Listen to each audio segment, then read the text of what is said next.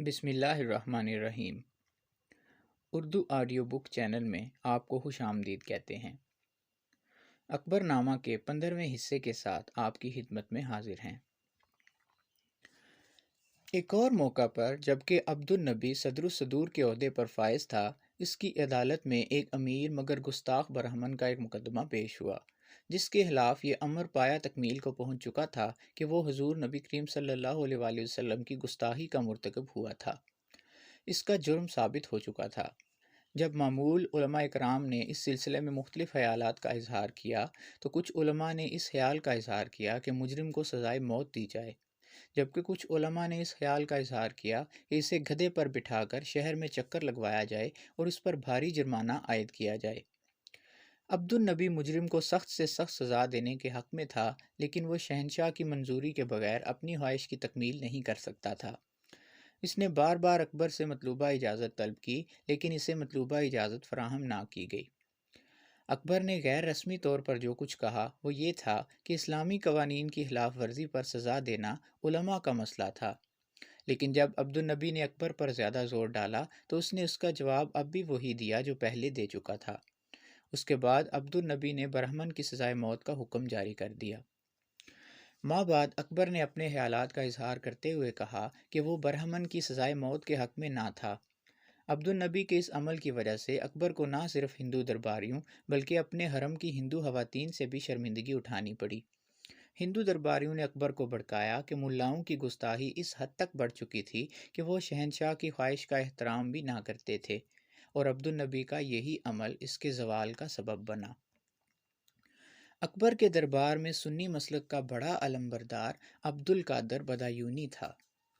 اس نے 1574 میں اکبر کی ملازمت اختیار کی تھی اور اکبر کے دور حکومت کے اختتام تک وہ اس ملازمت پر فائز رہا تھا۔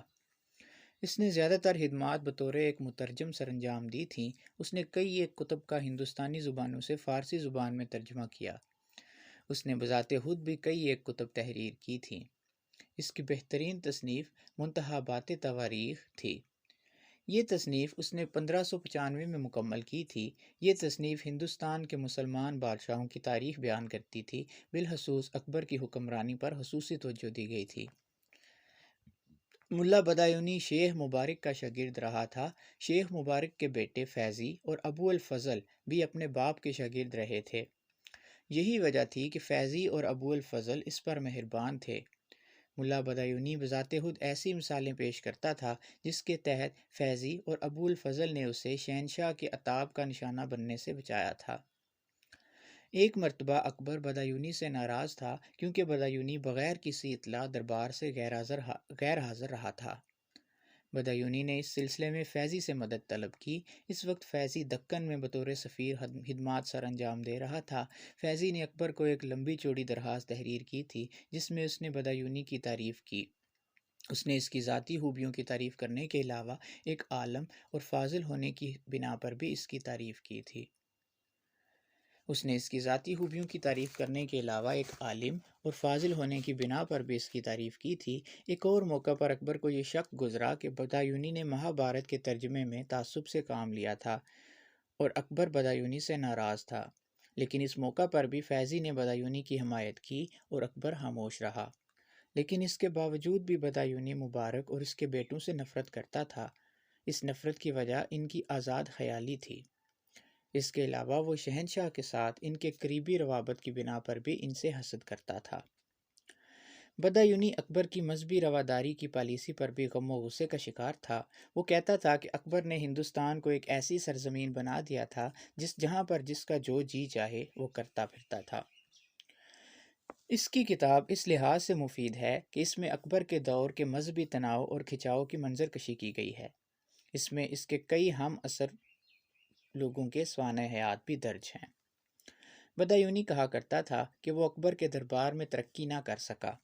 وہ 20 سواروں کے سالار کے عہدے پر فائز ہوا تھا اور اس عہدے سے آگے نہ بڑھ سکا۔ اکبر اسے تعصب پسند گردانتا تھا اور یہ اکبر کی اعتدال پسندی تھی کہ اس نے ملا کی ملازمت ختم نہ کی اور اس کی مدد معاش بھی بحال رکھی تھی۔ مدد معاش کے تحت اسے 1000 بیگھہ زمین عطا کی گئی تھی۔ مبارک فیملی۔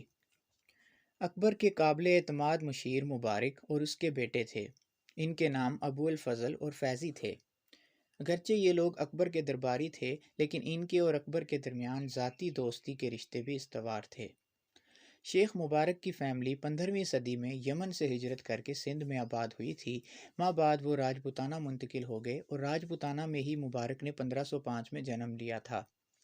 احمد آباد میں کچھ برس گزارنے کے بعد مبارک نے آگرے کو اپنا گھر بنا لیا اور ایک معلم کا پیشہ اختیار کیا۔ اگرچہ بادشاہوں نے اسے ریاست کی طرف سے وظیفے کی پیشکش کی تھی، لیکن اس نے آزادانہ مزاج کی بنا پر اس پیشکش کو قبول کرنے سے معذرت اختیار کر لی۔ وہ ایک انتہائی ہونہار بچہ تھا اور 14 برس کی عمر تک اس نے سائنسی علوم کی تمام کتب پڑھ ڈالی تھیں۔ اپنے آباء و اجداد کی طرح وہ بھی حنفی مسلک کا حامل تھا، لیکن اس نے چاروں مسالک کا مطالعہ کرنے کے علاوہ صوفی ازم اور شیعہ ازم کا بھی مطالعہ کیا۔ اس کی آزاد خیالی کی وجہ سے کٹر سنی اس کے خلاف تھے۔ اس پر شیعہ ہونے کا الزام بھی عائد کیا جاتا تھا، کیونکہ وہ شیعہ نظریات پر بھی اسی قدر عبور رکھتا تھا جس قدر عبور حنفی نظریات پر رکھتا تھا۔ شیخ مبارک کے بڑے بیٹے کا نام ابو الفیض تھا۔ وہ 1547 میں پیدا ہوا اور فیضی کے نام سے مشہور ہوا۔ اپنی زندگی کے آخری ایام تک وہ فیضی سے فیاضی بن گیا تھا۔ اس کی تصانیف فارسی اور عربی دونوں زبانوں میں تھیں۔ اس کے عالمانہ چرچے سن کر 1567 میں اکبر نے اسے اپنے دربار میں طلب کر لیا۔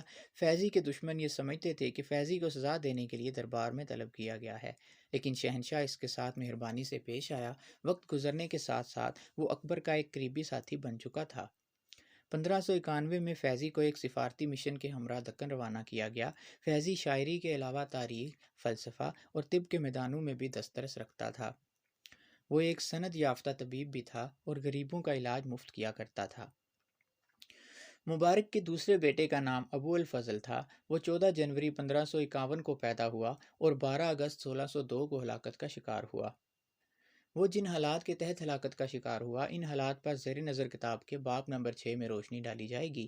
وہ غیر معمولی اوصاف کا حامل بچہ تھا۔ 1 برس کی عمر میں وہ روانی کے ساتھ باتیں کرتا تھا۔ 5 برس کی عمر میں وہ لکھنے پڑھنے کے قابل ہو گیا اور 7 برس کی عمر تک وہ اپنے باپ سے گراں قدر علم حاصل کر چکا تھا۔ وہ روایتی تعلیم کو ناپسند کرتا تھا۔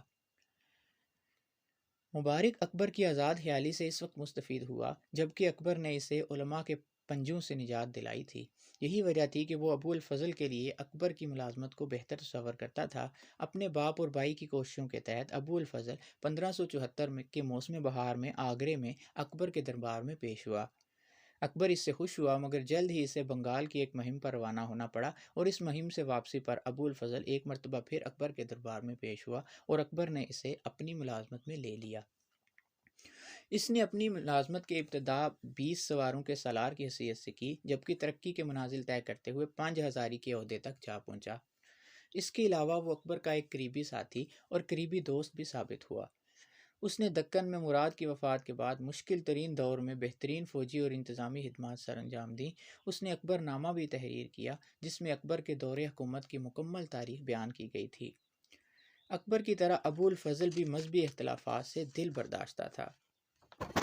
دوستو، اکبر نامہ کا 15واں حصہ یہاں پر ختم ہوتا ہے۔ 16ویں حصے کے ساتھ جلد آپ کی خدمت میں حاضر ہوں گے۔ تب تک کے لیے اجازت دیجیے۔ اللہ حافظ۔